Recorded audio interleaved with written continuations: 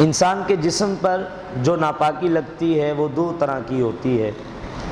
ایک کو نجاست غلیظہ کہتے ہیں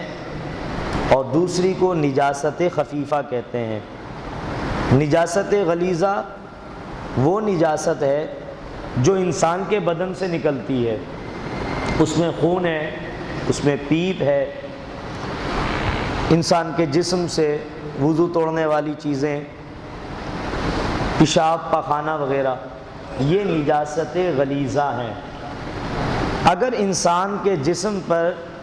ان ناپاکیوں میں سے کوئی بھی ناپاکی لگتی ہے تو یاد رکھیے یا تو وہ ناپاکی گاڑی ہوگی یا پھر پتلی ہوگی،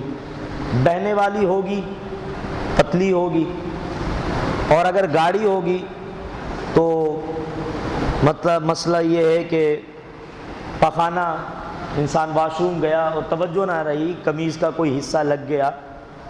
خود شلوار کے اندر کسی جگہ لگ گیا، بعد میں انسان کی توجہ گئی کہ یار یہ جگہ تو ناپاک ہو گئی ہے، تو اب کتنی مقدار میں انسان کے جس کپڑے پر یا جسم پر پخانہ لگا رہ گیا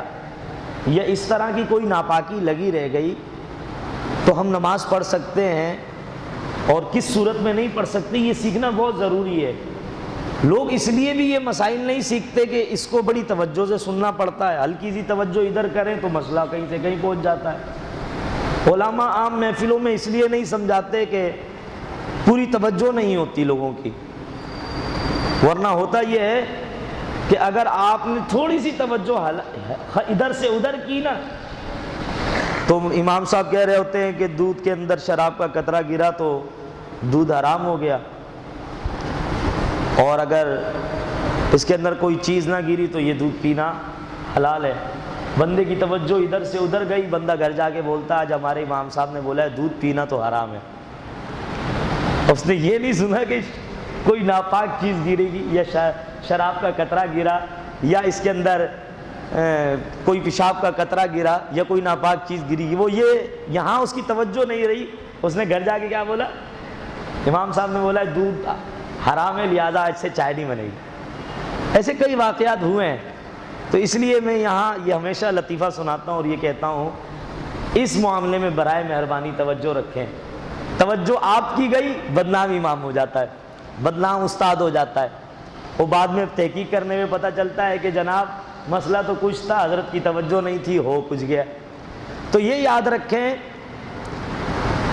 نجاست کو جو غلیظہ ہے، جو سخت ترین نجاست ہے، اس کے بارے میں شریعت نے قانون دیا ہے کہ اگر درہم کے برابر ہے یا درہم سے زیادہ ہے یا درہم سے کم ہے، یہ لفظ دہرائیے، نجاست درہم سے زیادہ ہوگی، درہم کے برابر ہوگی یا درہم سے کم ہوگی، اسی کے اندر آپ کو پاکی ناپاکی اور جائز ناجائز کا مسئلہ سمجھنا ہے۔ تو اب آپ سب سے پہلے پوچھیں امام صاحب پہلے یہ درہم سمجھا دیں، آگے چلیے گا۔ یہ جو آپ کے ہاتھ کی ہتھیلی کی چوڑائی ہے نا، درہم اتنا ہوا کرتا ہے۔ علماء نے پھر اس کا وزن کیا کہ بھئی یہ جو چوڑائی کے اندر جگہ ہے، اس کے اندر اگر کوئی پتلی چیز ڈال دی جائے اس کا وزن کتنا بنے گا؟ ہمارے علماء کو اللہ سلامت رکھے، انہوں نے ہر دور میں اپنے زمانے کی تمام مشکلات کو حل کرنے کے لیے اپنی پوری صلاحیتوں کو استعمال کیا ہے۔ میں جب یہ بات پڑھ رہا تھا تو مجھے بار بار اپنے علماء پہ رشک آ رہا تھا کہ اللہ ان کی قبریں ٹھنڈی فرمائے، انہیں جنت میں جگہ دے، انہوں نے ہمارے لیے کتنی محنت کی ہے۔ آپ کے ذہنوں میں یہ بات نہیں آئی ہوگی لیکن ہمارے علماء کی کتابوں میں یہ باتیں موجود ہیں الحمدللہ۔ تو انہوں نے لکھا کہ 4.5 ماشے بنتا ہے، اس کا وزن کتنا بنتا ہے؟ 4.5 ماشے وزن کے برابر اگر کوئی ایسی نجاست ہے، ایسی ناپاکی ہے جو غلیظہ ناپاکی کہلاتی ہے، اگر وہ آپ کے کپڑے پر لگی ہے، مختلف جگہوں پہ لگی ہے یا ایک ساتھ لگی ہے، اگر 4.5 ماشے سے زیادہ جسم پر پخانہ لگا ہوا ہے، مثال کے طور پہ عرض کر رہا ہوں، تو پھر اگر آپ نے نماز پڑھ لی تھی تو آپ کو وہ نماز دہرانی پڑے گی، اور اگر جان بوجھ کر پڑھی تو گناہگار بھی ہوں گے۔ اور اگر 4.5 ماشے کے برابر آپ کے جسم پر نجاست لگی تھی، یا آپ کے کپڑے پر نجاست لگی تھی، یا آپ کی جائے نماز پہ لگی ہوئی تھی، تو پھر اس کا دھو کر پڑھنا واجب ہے۔ 4.5 ماشے سے زیادہ ہوگا تو فرض ہے دھونا۔ کپڑے کے اوپر لگی ہو تو کپڑا دھونا فرض، جسم پر لگی ہو تو جسم دھونا فرض، مصلے پہ لگی ہو تو مصلہ دھونا فرض۔ اور اگر 4.5 ماشے کے برابر ہو تو پھر دھونا واجب، اور اگر 4.5 ماشے سے کم ہو تو پھر نماز ہو جائے گی۔ اور یہ بات یاد رکھیے گا، اکثر گھروں میں یہ مسئلہ غلط لوگوں نے یاد کیا ہوا ہے، بھئی بچے تو رحمت ہوتے ہیں، ان کا پیشاب لگنے سے کچھ نہیں ہوتا۔ نہیں،